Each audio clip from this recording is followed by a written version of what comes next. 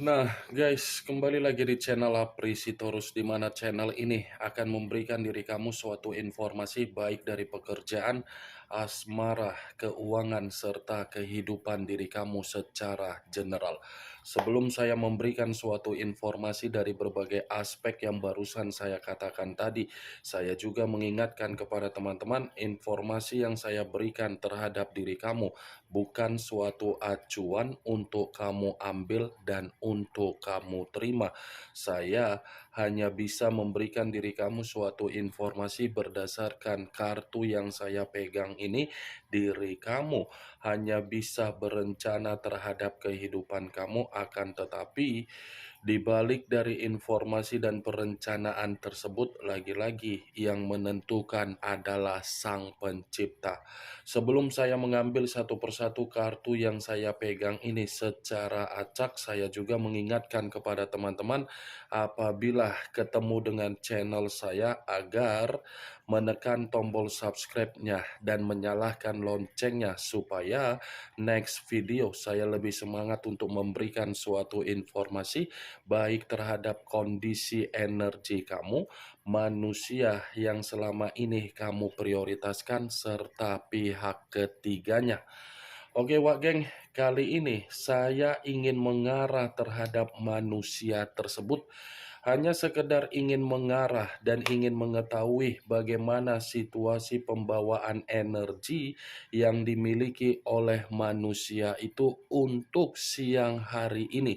Apa yang dipikirkan, apa yang dirasakan, dan apa yang ingin disampaikan oleh kartu yang saya pegang ini. Kita langsung saja. Saya akan mengambil beberapa kartu, di mana kartu yang akan saya ambil nanti bisa saja bersifat resonate, bisa saja tidak bersifat resonate. Semuanya saya kembalikan terhadap pola pemikiran kamu, semuanya saya kembalikan terhadap situasi energi yang kamu miliki untuk saat ini.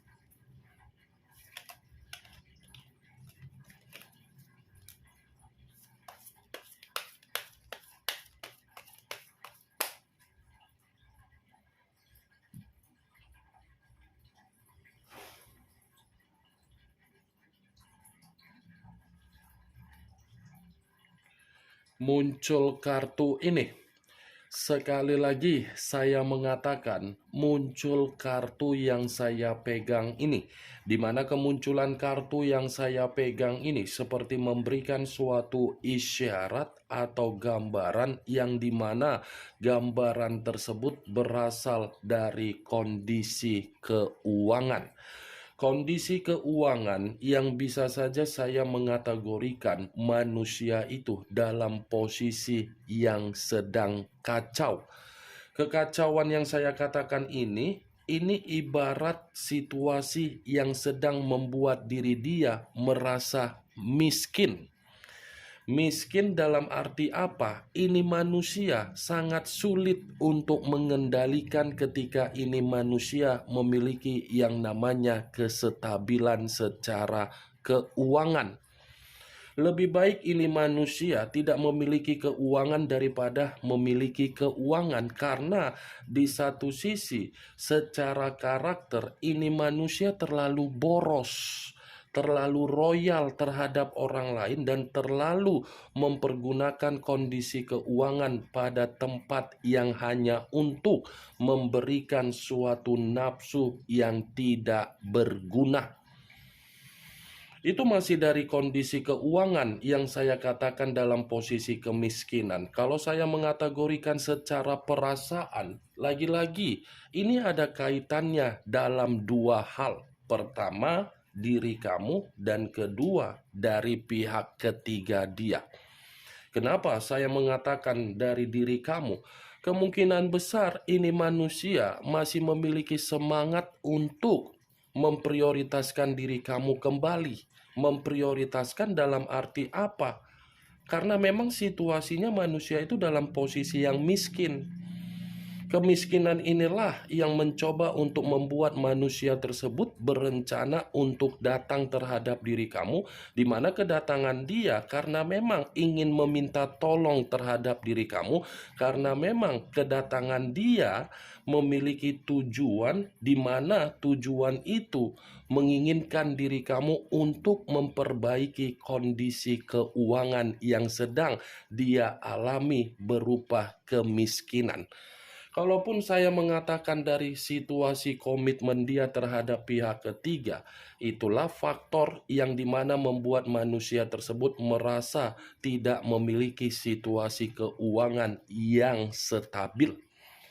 Apa yang sedang dia kejar dengan sikap terlalu ambisius untuk memiliki suatu komitmen yang tidak wajar, yang diawali dengan kebebasan dan berpetualang. Nyatanya kebebasan dia sedang memiskinkan dia ini. Wah geng, ini manusia sedang malu dengan kondisi keuangan yang dia miliki. Pace of coin hampir sama dengan pace of petengkles. Ibarat seseorang yang memegang satu koin, koin yang dipegang seperti kebingungan dengan situasi yang lagi miskin. Muncul kartu Page of Wands.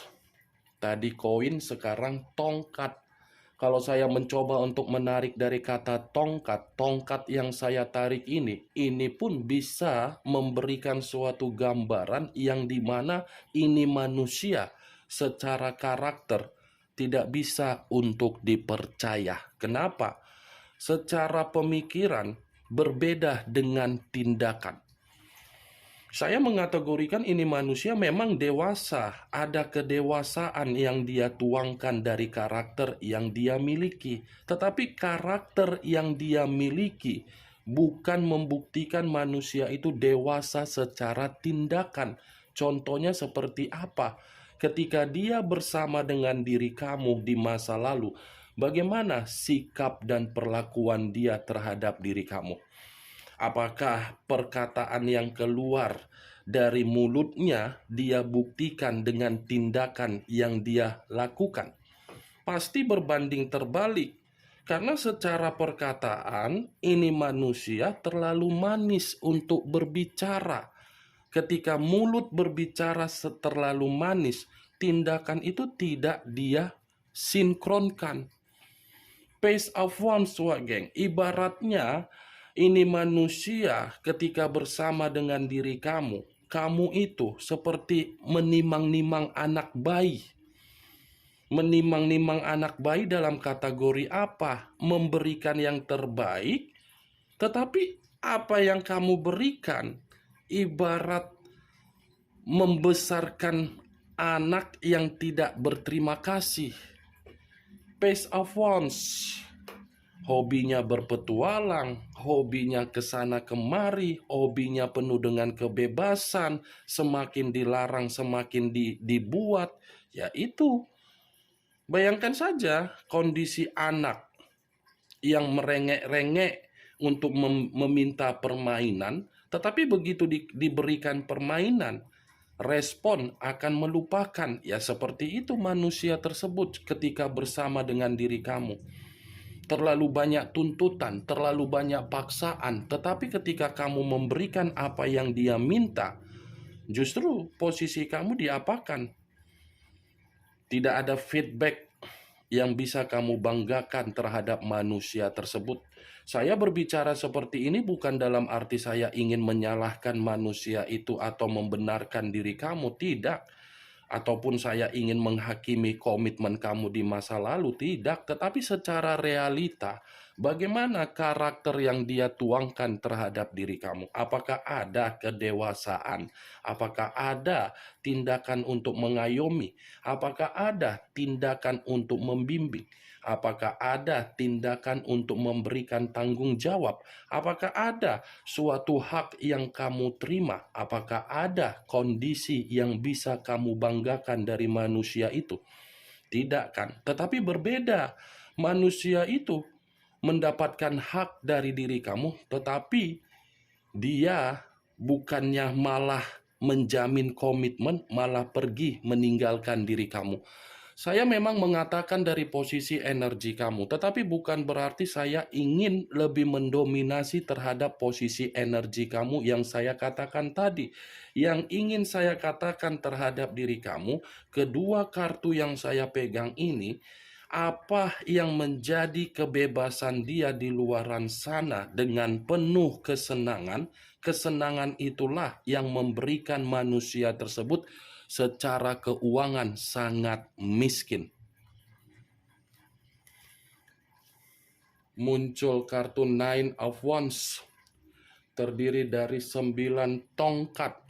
Kalau saya mencoba untuk menarik satu tongkat dari ke-9 tongkat tersebut, satu tongkat yang saya tarik ini seperti mengisyaratkan yang dimana ini manusia sepertinya ada satu permasalahan yang berkaitan dengan kondisi keuangan terhadap orang lain, yang dimana ini manusia seperti penuh dengan ketakutan, seperti penuh dengan kekhawatiran, dan seperti orang yang lagi berwaspada, di mana ini manusia mencoba untuk mencari ketenangan dengan cara mengasingkan diri. Ada sepertinya ini Wak Geng, hutang piutang terhadap berbagai orang. Dia berhutang terhadap orang, tujuannya apa? Demi kebebasan dia, demi berfoya-foya dia, demi berpetualang dia. Itu dia Wak Geng. Nine of Wands, ibarat pagar, kalau kita contohkan terhadap 9 tongkat, dijejerkan di depan. Tongkat yang dijejerkan, ini adalah pembatasan. Pembatasan dalam arti apa? Karena memang ini manusia penuh dengan kekacauan, terutama dari kondisi keuangan, rela berhutang demi kebebasan. Muncul kartu Judgment. Judgment, kebangkitan dari situasi kematian, awal dari situasi kehancuran. Kalau saya mencoba untuk menyatukan kedua kalimat yang saya katakan tadi, saya rasa judgment ini berbicara terhadap manusia itu, yang dimana manusia itu seperti mendapatkan penghakiman dari situasi, kebebasan, dan karakter yang tidak dewasa. Pembaharuan atau penghakiman. Sulit untuk saya katakan manusia itu menerima yang namanya perubahan hidup ketika dia lepas dari diri kamu. Karena secara karakter lebih mementingkan tingkat keegoisan atau arogannya. Muncul kartu Seven of Coin, hampir sama dengan Seven of Pentacles yang terdiri dari 7 koin.